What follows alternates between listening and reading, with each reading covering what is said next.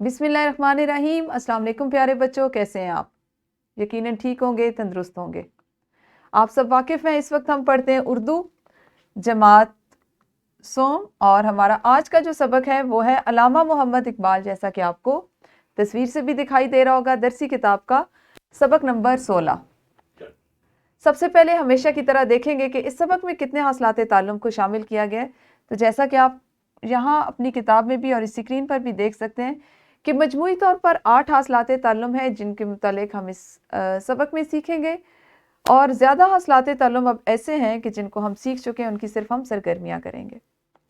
تو سب سے پہلے وہی دیکھیں گے کہ کون سے حاصل تعلم کو کس دن پڑھنا ہے اور سبق کو ہم نے کتنے دن میں مکمل کرنا ہے۔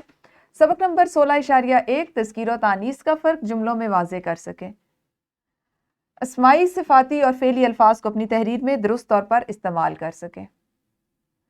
سبق نمبر 16.2 نظم و نثر پڑھ کر سوالات کے جوابات تحریر کر سکیں اور 100 کثیر الاستعمال ارکان درستی کے ساتھ پڑھ سکیں، یعنی ایسے ارکان جن کو ہم اپنی بول چال میں، گفتگو میں زیادہ سے زیادہ استعمال کرتے ہیں۔ سبق نمبر 16.3 روزمرہ اردو بول چال میں اعتماد سے حصہ لے سکیں اور اپنی جماعت کے معیار کے مطابق املا لکھ سکیں۔ سبق نمبر 16 اور اس کا چوتھا حصہ ہوگا کسی بھی عنوان پر مختصر مضمون ربط و تسلسل کے ساتھ لکھ سکیں۔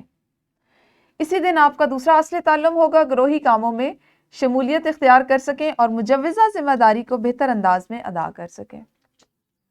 تو آپ کو اندازہ ہو کہ کم از کم ایک ہفتے میں یہ سبق مکمل ہوگا، یعنی 5 سے 6 دن لگیں گے، جس میں آپ کی جانچ کے لیے ایک جائزہ بھی لیا جائے گا، اور اس طرح سے ہم اپنے 16ویں سبق کو مکمل کریں گے۔ کل سے انشاءاللہ اس کا باقاعدہ آغاز کریں گے۔ آپ سب اپنا بہت خیال رکھیے۔ اللہ حافظ، شکریہ۔